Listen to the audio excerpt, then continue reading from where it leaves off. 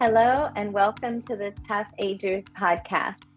I'm Deborah Rothschild, the owner of ToughAgers LLC, a virtual and on-location fitness company that specializes in working with older adults. People that, I want to surround myself with in terms of fitness professionals are people that kind of understand that it's not about, having a certain percentage of body fat or anything like that. It's more about how do we have an active lifestyle that's going to take us through our, more senior years, and have us be, have a fulfilling, active life.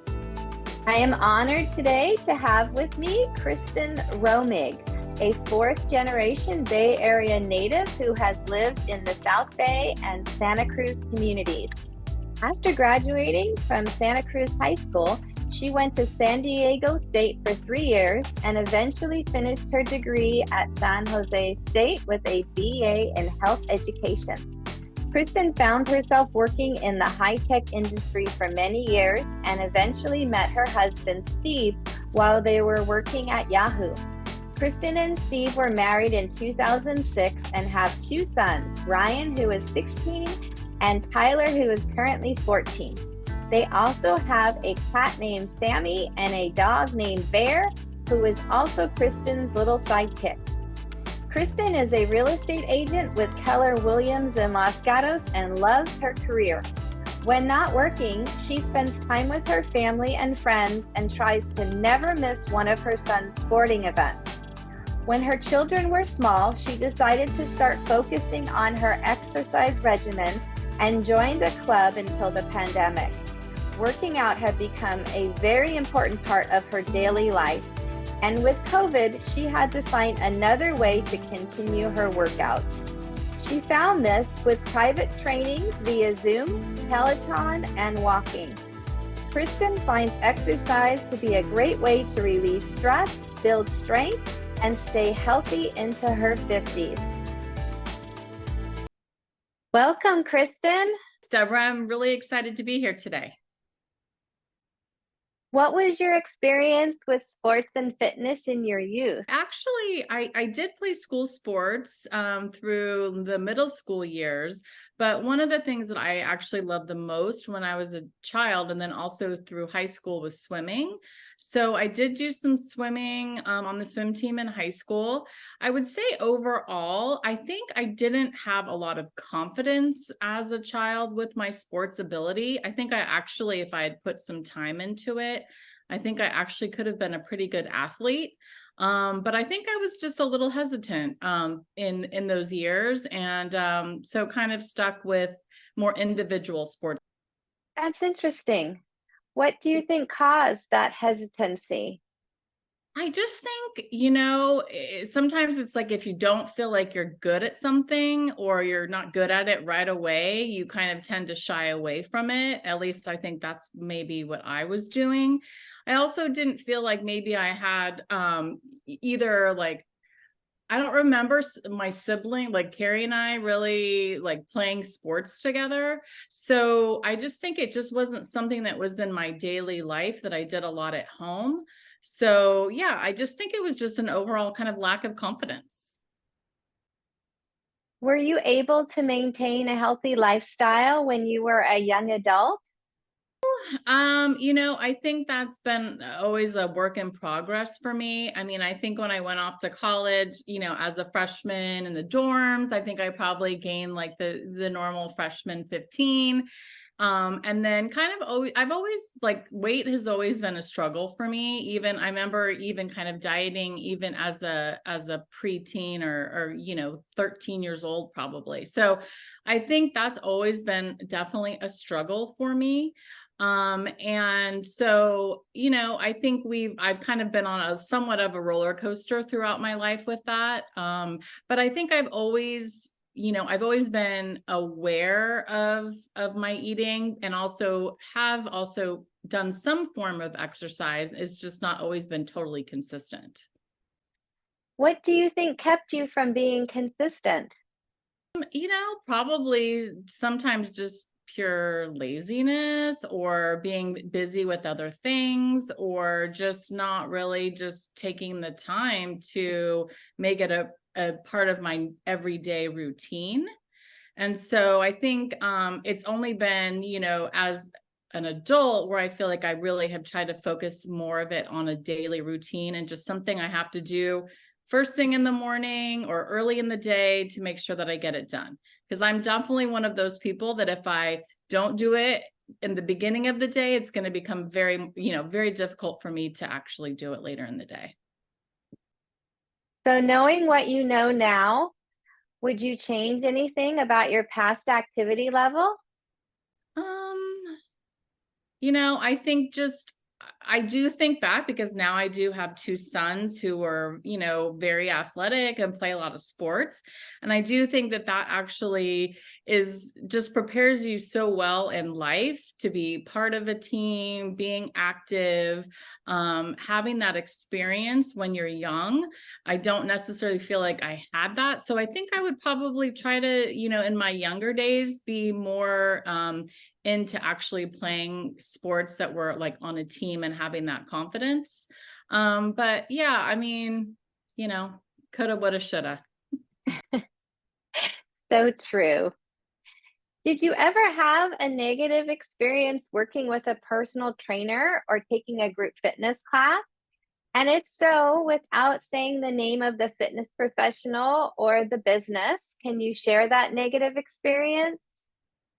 I've been really fortunate that I have not had that experience. I think I've always had really positive experiences. And, I've done different group exercises. I used to really love like Zumba and UJam. I used to do Orange Theory before the pandemic. Actually in my 30s, I did team and training and ran a marathon when I was I think I was 29. And obviously working with trainers like yourself, I feel like, the trainers that I have worked with have all really kind of understood my goals versus them trying to maybe push their agenda. Like, what is it that I want to get out of my workout? So I think I've been lucky. That's great. Can you tell us more about the team and training? Yeah, I'm not sure how I decided to do that because I would never classify myself as a runner. But I think it was, just in a period of my life where I was single. I wanted to get involved, doing something that was, an activity. And so, I had actually my sister inspired me. So I went actually and traveled with her to Honolulu. She had ran a marathon in Honolulu and I thought, wow, like I can do this.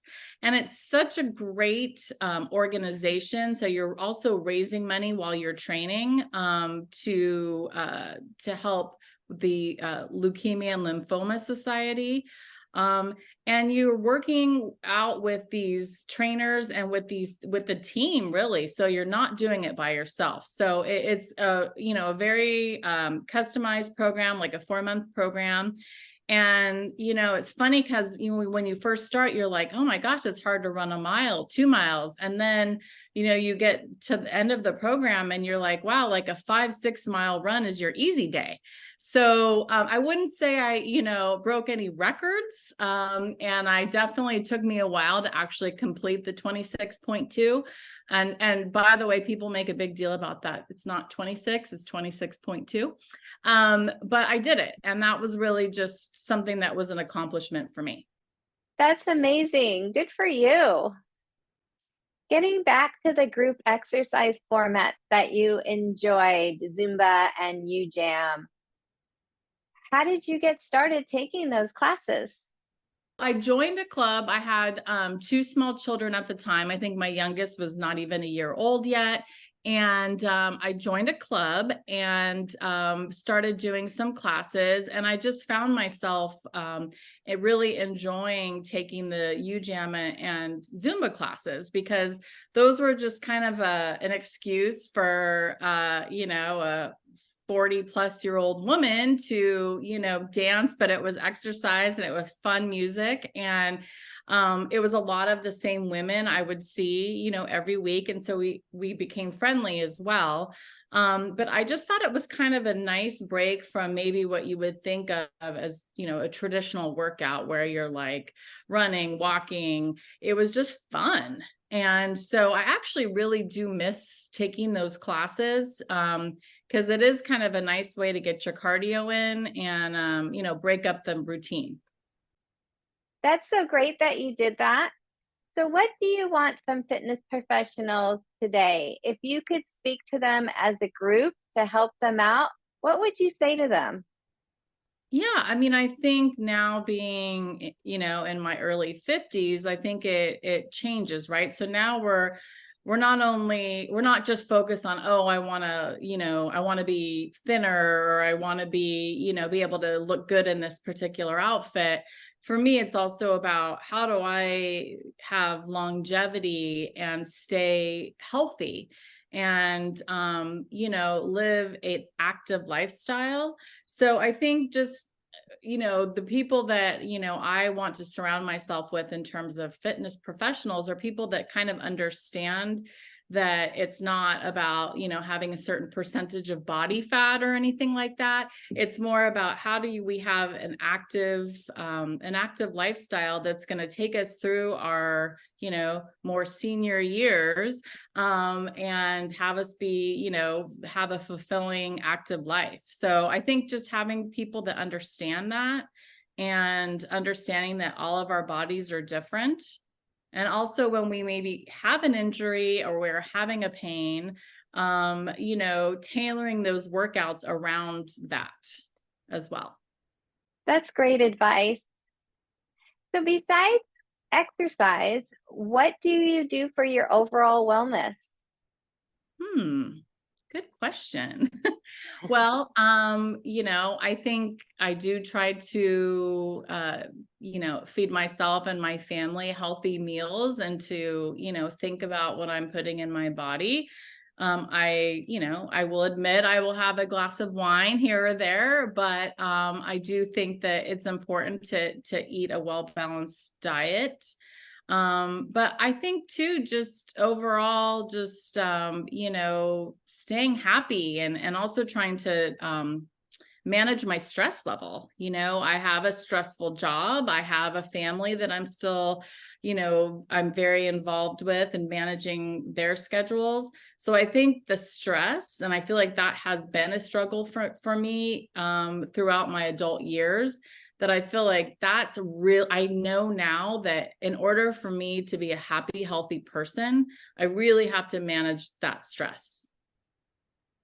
Absolutely. That's a challenge for us all. We're so inundated with so many different things that, yeah, just sometimes, we have to take a step back and say, you know what, I don't need to do that, or I need to kind of, go take the dog out for a walk and reset. Good advice. So that leads me to my next question, which is, do you have any advice for other adults? Um, hmm. I mean, I think that just do something. I mean, I think sometimes people are intimidated by the word exercise and what that really means. It doesn't mean that you have to go out running or, you have to do some extreme form of exercise, but I think just getting your body moving in some way. And even you're going to probably start off slower. You're going to, not want to injure yourself, obviously. So I think just getting moving, whether that's just taking the dog for a walk or going out for a walk with your girlfriends. It's kind of a good way. Sometimes it's like I'll be, if I'm meeting a friend and they say, oh, let's go meet for a glass of wine. Yeah, sure. That's nice sometimes. But sometimes we can do as much chatting going out for a walk versus going out to eat or have a glass of wine. So I think just doing something, and I think you're going to just start to feel so much better than, just kind of being sedentary. And I think, that was a trap that some of us fell into during COVID, right? Was that we were home a lot and not getting out as much. So I think just kind of getting out there. We live in this climate that's, we've got great weather. So just do something as small as it is. That's great advice.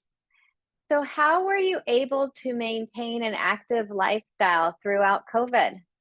That was challenging. But I think the really great thing for me was that I already had a really nice foundation. So, I was already working with you at a gym, and we were working in person together for quite some time. And so we already had that rapport. You already kind of understood, kind of my needs. And so I feel like I was very fortunate that when the pandemic hit, we all had to kind of shift gears and kind of move more into this virtual world. And so that's when we really started embarking on the Zoom training. And, we've now kind of been out of COVID for a while, but we still find ourselves doing it because of it's convenient. And I've really found that it's a nice alternative to me when we aren't able to work out together in person. I really haven't needed that much equipment, right? So, I really only had to invest in getting some different weights, a mat, a yoga ball, things that we can really get creative with and even change up the workout regularly just based on a few pieces of equipment. So hopefully people don't feel like doing a Zoom workout or doing a home workout, you have to go and buy all these things, right? You can have a very fulfilling workout just with a few things. And so I think that has really helped me stay on target, not only through COVID, but now, because I think sometimes we are so limited in time and we can talk ourselves out of maybe driving to the gym to do something. But if it's right there in our own house, we don't have as many excuses. So I think that's really kept me on track for the last several years, which has been great. Thanks for sharing that. I know you said that you were in your 50s. How old do you feel? Oh, interesting question. That's a really good one. I don't know. So, I'm fine to say that I'm 52. So I would say, I think in some ways I'm probably stronger and feel more active than I did in my 30s. And so I think that, it's just, I'm kind of keep trying to push it. I think I'm pretty consistent about working out 4 days a week. More recently, I'm pushing it to 5, just to kind of give myself a little extra boost. I think as women and we go into our 50s and maybe we are starting to go through menopause and those things, it does become harder to lose weight or do those things that we might want to have goals on. So, but I think I feel very strong. I always kind of joke, I have teenage boys and, sometimes I like to show off and show them how much I can lift compared to them, I feel pretty good. Yeah. That's so good to hear. Do you have anything else you'd like to share? It's never too late. It's never too late to start working out and exercising, and just do it. I think you're going to feel so much better. You're going to feel empowered. And I think it just is going to help all of us. We all know that, we are living longer. So if we're going to live longer, let's be active and feel good about ourselves and be able to enjoy our lives. So.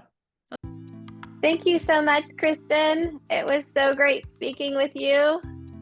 Thanks so much. Take care. Thank you so much for listening to the ToughAgers podcast. For more information, you can check out my websites, DeborahDoesFitness.com and ToughAgers.com. Take care.